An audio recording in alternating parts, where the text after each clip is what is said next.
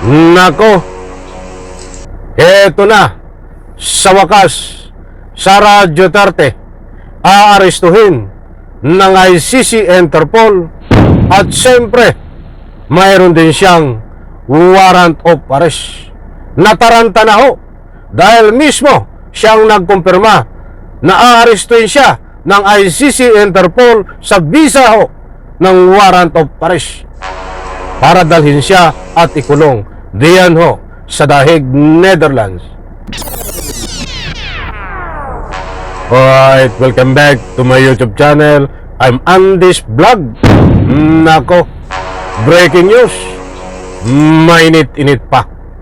Sara Duterte aarestuhin din ng ICC Interpol upang dalhin diyan sa The Hague, Netherlands at ikulong sa kulungan ng ICC. Nako po, Sara Duterte sisilbihan din ng warrant of arrest para maaresto ng ICC. Mga kaibigan, hindi po ito fake news.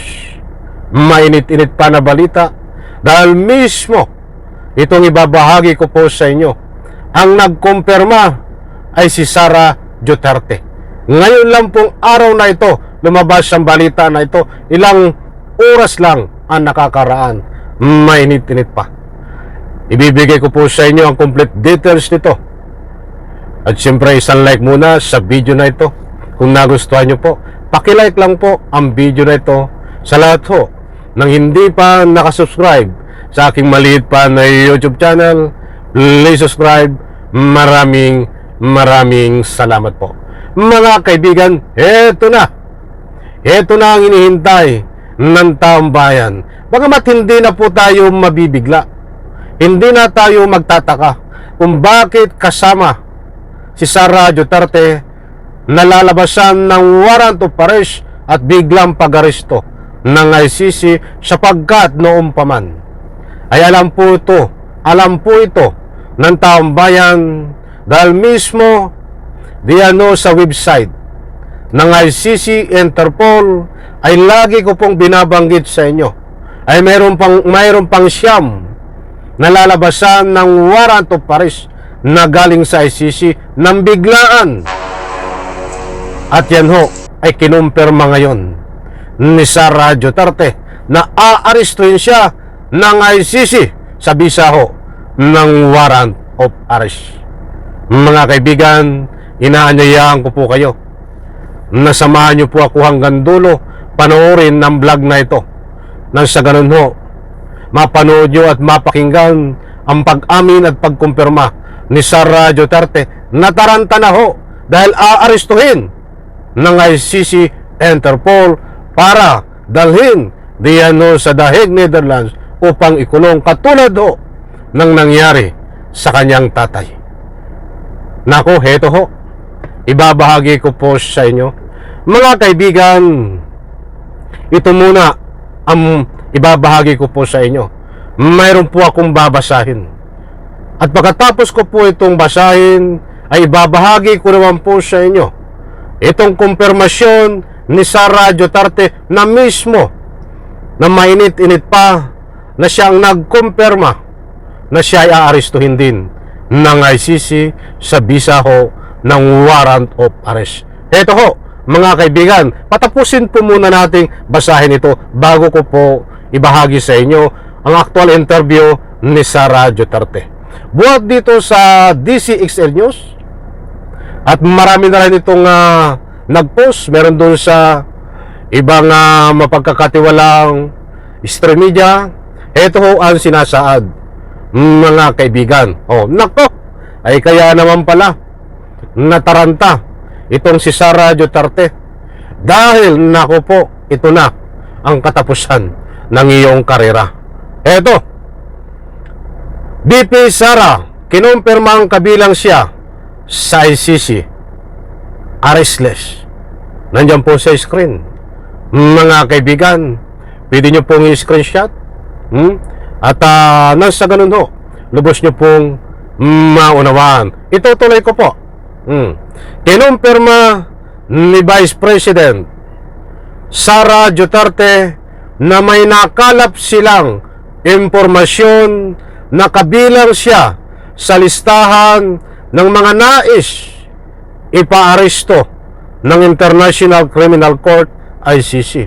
Ay nako, mahina kang mangalap ng impormasyon, Sara Duterte, dahil mismo pagka-aresto sa iyong tatay, after 1 week ng pagka-aresto sa iyong tatay, ay lumabas sa website ng ICC na kasama ka talaga sa aarestuhin.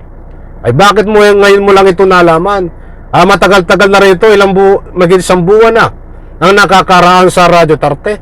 O sa mga hindi ho naniniwala ho na aarestuhin si Sara Duterte, kayo na ang bahalang umusga na yan nandito ho, aarestuhin siya ng ICC sa visa ng warrant of arrest. O ito pa ho, ayon kay BP Sara, bukod sa kanya nais din ipaaresto ng ICC sina Senador Bongo, Senador Ronald De La Rosa Bato at ilang mga dating opisyal ng PNP. Iyan po mga kaibigan, si Sara Duterte, ilang minuto pa lang ho ito, buhat ngayon itong interview po sa kanya na mainit-init pa na siya ho ay nataranta na. Ito, ipi-play ko po mga mahal kong taga-subaybay itong pag-amin at pagkumpirma ni Sara Duterte na siya ay aarestuhin ng ICC sa visa ho ng warrant of arrest. At siyempre, mayroon siyang mga kasama, mga kaibigan na aarestuhin din. At siyempre, 100% sa pangunguna ni Senador Bato. Nangunguna ka, Senador Bato. Ito ho. Ang naunang dili lang ako, layo pa ang pangalan nito. Ang naunang mga pangalan nito mao kay Senator Bato de la Rosa, kay katong dating Chief Albayalde, ang katong dating Police General si Danao, o Police General si Karamat. Namo dito ang pangalan ko. Dili lang ako, layo pa ang pangalan nito. Ayan mga kaibigan, si Sara Duterte na kinumpirma ho siya niya. Hindi po ito sarili kong kuro-kuro, na mismo siya nagkumpirma na siya ay aarestuhin ng ICC kapag lumabas na ang warrant of arrest. But kinumpirma ho ni Sara Duterte din na kasama siya sa listahan ng lalabasan ng warrant of arrest anytime, anumang oras, mga kaibigan. Nako ho, ay maliwanag ko dito. Ay nangunguna si Bato, Bongo, Sara Duterte at ilang iba pang opisyal ng PNP na kasangkot nitong si Digong Duterte sa crimes against humanity na kaso. Nako, reaction po mga mahal kong taga-subaybay. Ano po ang masasabi nyo? Mag-iwan lang po kayo ng inyong public opinion diyan ho sa comment section. Matindi ho ito. Kaya't mga kaibigan, napakaliwanag. Sara Duterte sisilbihan ng warrant of arrest galing sa ICC. Sara Duterte huhulihin ng ICC Interpol upang ikulong, dalhin diyan ho sa The Hague, Netherlands. Yan po ang kanyang kinumpirma kapag lumabas ang warrant of arrest.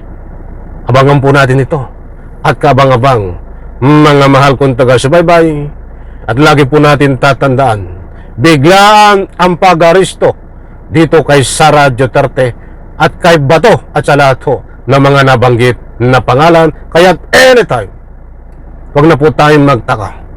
Isasakay ho ito sa aeroplano ang mga nabanggit kong pangalan para dalhin diyan sa The Hague, Netherlands upang ikulong, mga kaibigan.